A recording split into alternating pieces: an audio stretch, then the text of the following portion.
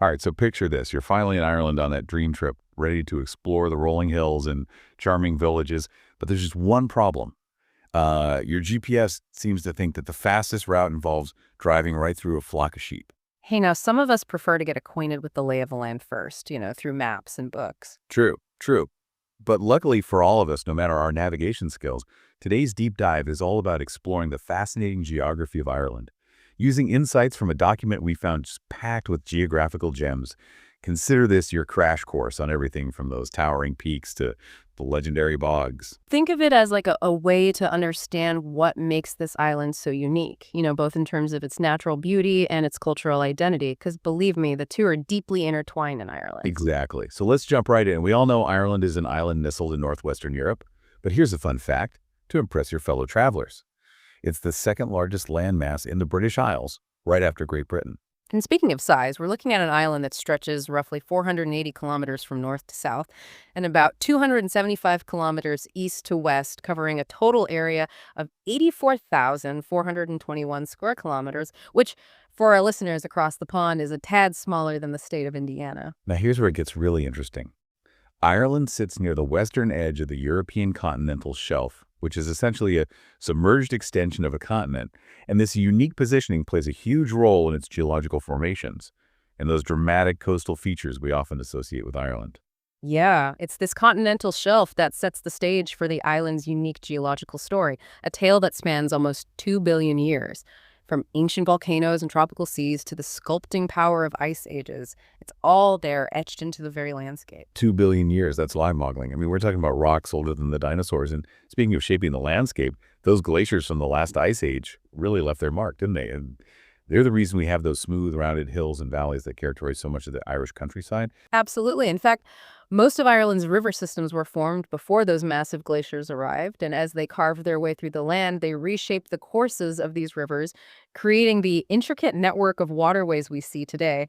And of course, those glaciers also played a major role in creating the unique features of Ireland's many lakes, including its largest Lough Neagh. Oh yes, Lough Neagh, that freshwater giant. It covers a whopping 392 square kilometers, making it the largest lake not just in Ireland, but in the entire British Isles. Imagine that you could practically sail a small fleet across it. Speaking of sailor, we can't forget that Ireland is an island completely surrounded by water to the east. It's separated from Great Britain by the Irish Sea down south. You've got the Celtic Sea, while the North Channel bounds it to the north and St. George's Channel to the south, making it a truly captivating destination for anyone who loves dramatic coastlines. And all that coastline has helped earn Ireland its nickname, the Emerald Isle, thanks to the lush green landscapes that thrive in its temperate oceanic climate. We're talking mild, humid weather with plenty of rainfall, but also a coastline that remains remarkably ice-free, even in winter, thanks to those warm currents from the North Atlantic. That's right, and it's this unique climate that paints the island in shades of green, from the rolling hills to the dramatic cliffs that plunge into the sea. And here's a fun fact for you. No part of Ireland is more than 110 kilometers from the sea. So that maritime influence permeates everything from the weather to the culture. It's like the sea is always whispering in Ireland's ear, shaping its character and its landscapes. And speaking of landscapes, let's talk about those dramatic peaks and valleys that give Ireland its visual flair. Yeah, we've got low-lying central plains that form the heart of the island, ringed by magnificent coastal mountain ranges. This creates a stunning contrast. You can be strolling through rolling green fields one minute and find yourself gazing up at a rugged mountain peak the next. It's truly a feast for the eyes. It's like a geographical tapestry woven with threads of green, blue, and brown. And speaking of peaks, let's not forget Coronto Hill, the highest point in all of Ireland. Ah, yes. Coronto Hill, standing tall at 1,039 meters above sea level, it's a beacon for hikers and adventurers. And here's a lesser-known fact. Only 3 peaks in all of Ireland exceed 1,000 meters, while an impressive 457 reach heights over 500 meters. So you've got options, whether you're a seasoned mountaineer or someone who prefers a gentler climb with breathtaking views. And of course, no conversation about Irish geography would be complete without mentioning the legendary River Shannon. The Shannon is a true icon, gracefully slicing through the heart of the island for a remarkable 360.5 kilometers. It's the longest river in both Ireland and Britain, eventually flowing south to meet the Atlantic Ocean near Limerick City. And it's not just that Shannon Island is teeming with water bodies. We're talking over 74,000 kilometers of rivers and streams weaving their way across the landscape. not to mention a vast expanse of lakes covering over 125,000 hectares. There's even an additional 3,000 hectares of reservoirs, mostly concentrated in counties like Wicklow and Cork. All this water adds to the lushness and scenic beauty, not to mention its role in shaping the country's ecosystem and cultural heritage. It's a reminder that water is the lifeblood of this island, sustaining its people, its wildlife, and its very essence. And it's a theme we'll continue to explore as we dive deeper into the nuances of Ireland's geography. Speaking of nuances, there's one more aspect we need to touch on before we wrap up this part of our deep dive. The political landscape of Ireland. While geographically a single island, it's important to acknowledge the political division between the Republic of Ireland, which covers about 5/6 of the island, and Northern Ireland, which is part of the United Kingdom, covering the remaining sixth. Yeah, it's a complex history with deep cultural and political implications. But for our purposes today, it's crucial to understand this division as we delve further into the specific regions and counties that make up the island. Exactly, because while we're celebrating the geographical wonders of Ireland as a whole, it's these regional differences and unique characteristics that truly bring the island to life. And those regional nuances are precisely what we'll be uncovering in our next segment. Stay with us as we delve into the fascinating world of Ireland's provinces, counties, and the people who call this enchanting island home. Welcome back to our deep dive into the geography of Ireland, where we're piecing together this intricate puzzle of the island's natural wonders and unique character. We've already covered a lot of ground, from towering peaks and glacier-carved valleys to the vast network of rivers and lakes that make Ireland so visually stunning. But what lies beneath the surface? What can you tell us about the natural resources that have shaped Ireland's history and economy? That's a great question, and it takes us beneath those rolling hills and sparkling waters to uncover a different kind of story. While Ireland may not be brimming with mineral wealth like some other parts of the world, it does have its hidden treasures. For instance, did you know that Ireland is one of Europe's leading producers of zinc, with a significant mine operating at Tara? Wow, I had no idea. So we're not just talking about the Emerald Isle. There's a bit of silver and zinc in those hills as well. What other resources lie hidden beneath those picturesque landscapes? Well, there's potential for commercially viable gold, silver, gypsum, and a few other minerals. So while Ireland might not be a gold mine in the literal sense, it certainly has its share of valuable resources waiting to be unearthed. Fascinating. It seems like every layer of this island has a story to tell, from the ancient rocks to the minerals hidden beneath the surface. But what about the resources that keep the lights on in modern-day Ireland? What can you tell us about its energy sources? Oh, that's where things get even more interesting. Historically, peat played a significant role in Ireland's energy mix. Remember those vast boglands we talked about earlier? For centuries, they were a vital source of fuel for heating and cooking. And even today, commercially extracted peat contributes to the country's energy needs. However, there's a growing awareness of the ecological importance of these bogs. So conservation efforts are gaining momentum to protect these unique ecosystems. It makes sense to balance the need for energy with the need to protect these unique landscapes. But I'm curious about how Ireland is embracing renewable energy sources. Is the Emerald Isle going green in a modern way? Absolutely. In fact, Ireland is making impressive strides in increasing its renewable energy production, and wind energy is leading the charge. Picture this: over 300 wind farms dotting the landscape, those iconic turbines standing tall against a backdrop of rolling hills and rugged coastlines. It's a powerful symbol of Ireland's commitment to a more sustainable future. That's an incredible image. Yeah. Those wind farms must be quite a sight to see, harnessing the power of the wind that sweeps across the island. But what about other forms of renewable energy? Is solar power catching on in Ireland? Solar energy is still in its early stages of development in Ireland, partly due to those often cloudy skies we talked about earlier. However, there's a growing interest in harnessing the power of the sun, and we're seeing more and more solar projects popping up, especially for powering homes and schools. It's a slow but steady march towards a more diverse renewable energy portfolio. It's fascinating to see how Ireland is blending traditional energy sources with cutting-edge technology to meet its energy needs. But with all that coastline, I have to ask, is Ireland exploring the potential of tidal energy? That's a great question. And the answer is yes, although on a smaller scale compared to wind energy at the moment, there's a tidal energy system operating in Strangford Lough, which cleverly harnesses the power of those ever-reliable tidal currents to generate electricity for about 1,000 homes. It's a testament to Ireland's commitment to exploring diverse and sustainable energy options. It sounds like Ireland is riding the wave of the future, so to speak, when it comes to renewable energy. But let's shift our focus back to the island itself for a moment. We've talked about its general features, but I'm curious about those less known geographical facts, the hidden gems that make Ireland truly unique. What can you share with us? Well, one detail that often goes unnoticed is the impressive length of Ireland's coastline. It's actually much longer than you might think, thanks to all those intricate inlets, bays, and peninsulas that create a captivating jigsaw puzzle along its edges. So it's not just about the straight line distance from one point to another. It's about all the twists and turns, the hidden coves and dramatic cliffs that add to the overall length. But how long are we talking exactly? What's the magic number? The coastline of Ireland stretches for an astounding 7,524 kilometers. To put that into perspective, if you were to walk the entire length, it would take you months. And here's where it gets even more interesting.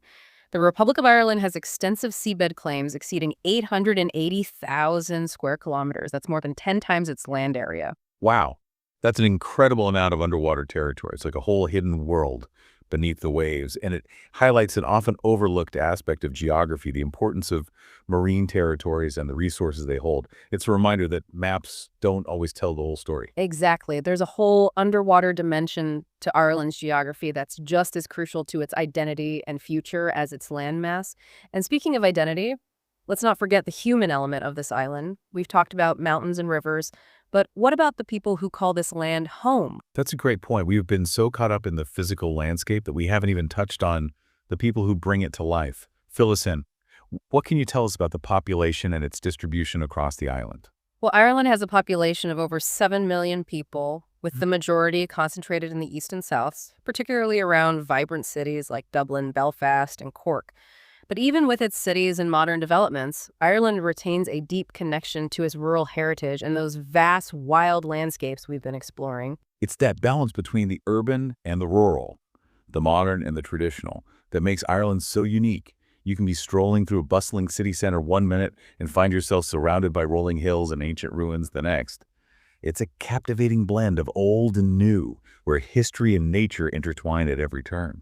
And speaking of history and nature, we can't forget about one of Ireland's most distinctive features, those vast expanses of bogland that have played such a significant role in the island's history, culture, and even its folklore. Ah, yes, the bogs. We touched on their role as a fuel source earlier, but there's so much more to them than that. They're like living museums preserving ancient artifacts and offering a glimpse into Ireland's past. Tell us more about these fascinating ecosystems, what makes them so special. Well, for starters, Ireland has an astounding 12,000 square kilometers of bogland. That's a significant portion of the island. These bogs are fascinating ecosystems comprising both blanket bogs, which cover vast areas like a soft green blanket, and raised bogs, which form dome-like structures over time. For centuries, they've been a source of fuel, but they also hold immense ecological and cultural value. They're home to unique plant and animal life, and they've played a prominent role in Irish folklore and mythology. It's incredible to think about the depth of history and ecological significance contained within these bogs. They're not just empty landscapes, they're teeming with life and stories waiting to be discovered. And it sounds like Ireland is doing its part to protect these valuable ecosystems. Absolutely. There's a growing movement to conserve these bogs, recognizing their importance for biodiversity, carbon storage, and cultural heritage. They're a reminder that protecting our natural world is essential, not just for the environment, but for our own well-being and our connection to the past. It's a powerful message, and it speaks to the heart of what we've been exploring in this deep dive, the interconnectedness of geography culture, and the human experience. We've journeyed from towering mountains to hidden minerals, from windswept coastlines to ancient bogs, and with each step, we've uncovered a new layer of Ireland's fascinating story.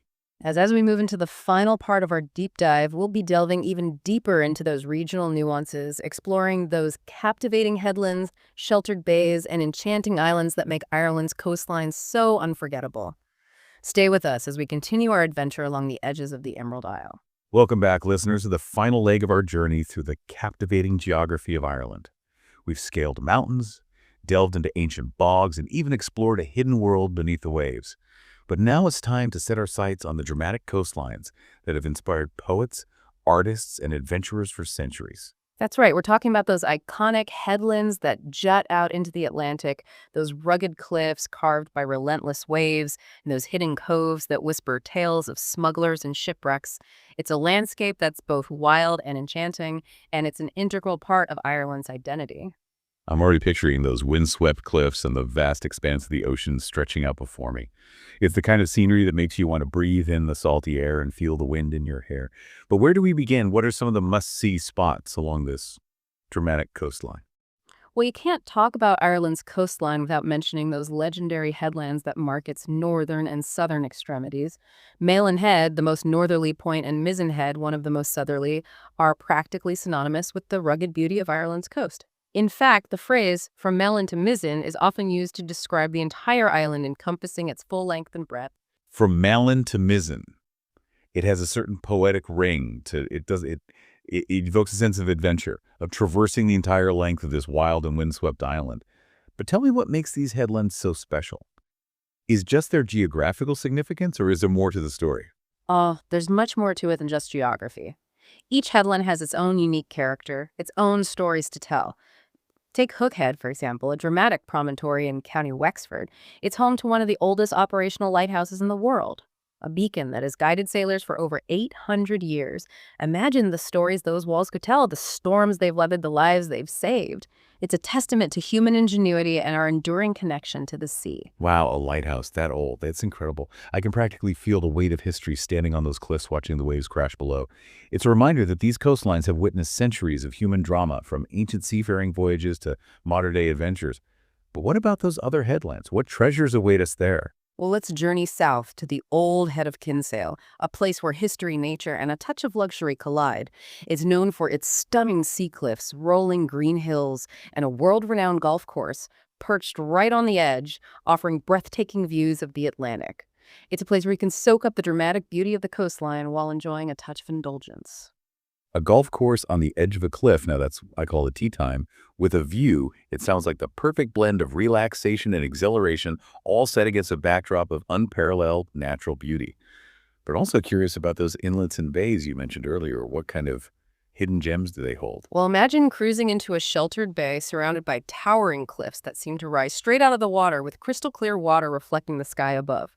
That's the kind of experience you can have in places like Dingle Bay, nestled between the rugged peninsulas of County Kerry. It's a haven for wildlife, Yeah. with seals basking on the rocks and dolphins leaping through the waves. And don't forget about the vibrant fishing villages that dot the coastline, where you can savor fresh seafood and soak up the local culture. Dingle Bay sounds idyllic, like something out of a postcard. And what about Lough Swilly, the one you mentioned earlier in County Donegal? What makes it so special? Lough Swilly is a place of serene beauty, a long, narrow inlet that separates the Inishowen Peninsula from the mainland. It's a haven for wildlife with a diverse array of bird seals and even the occasional whale passing through. And for those seeking tranquility, there are secluded beaches and hidden coves where you can escape the hustle and bustle of everyday life and simply reconnect with nature. Sounds like the perfect escape for anyone seeking peace and quiet, or for those who want to immerse themselves in the raw beauty of the Irish landscape. But we can't forget about those islands scattered off the coast, those little emerald jewels in the vast expanse of the Atlantic. What can you tell us about them? Oh, the Islers are a story unto themselves, each with its own unique character and allure. Achill Island off the west coast of County Mayo is the largest and is connected to the mainland by a bridge. It's a wild and windswept place known for its dramatic landscapes, towering sea cliffs, and a vibrant artistic community that thrives amidst the rugged beauty. Achill Island sounds incredible. A place where art and nature collide in a breathtaking display. It's definitely going on my must-visit list. But what about those Aran Islands you mentioned earlier, the ones with the strong Irish-speaking community? They've always held a certain mystique for me. The Aran Islands are a true gem, a step back in time to a way of life that has remained largely unchanged for centuries, located off the coast of Galway.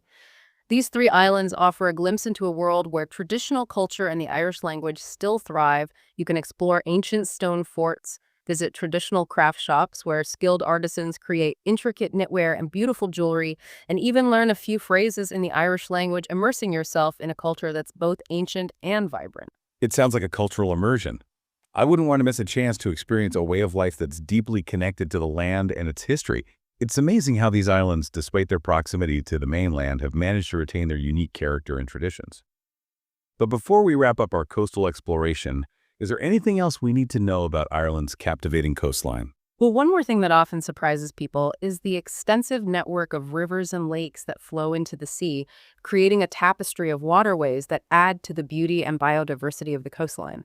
We've already talked about the River Shannon and Lough Neagh, but there are countless smaller rivers and lakes that meander through the landscape, creating havens for wildlife and offering opportunities for kayaking, fishing, and simply soaking up the tranquility of nature. It's incredible how every element of Ireland's geography, from the smallest stream to the highest peak, seems to contribute to its unique charm and allure. It's like a symphony of nature, with each element playing its part in creating a harmonious and unforgettable experience. I couldn't agree more, and I hope our listeners have gained a deeper appreciation for the diverse and captivating geography of Ireland, a land where history, culture, and nature intertwine to create a truly magical experience. It's been an incredible journey, and I have to say, I'm feeling inspired to pack my bags and book a flight to Dublin.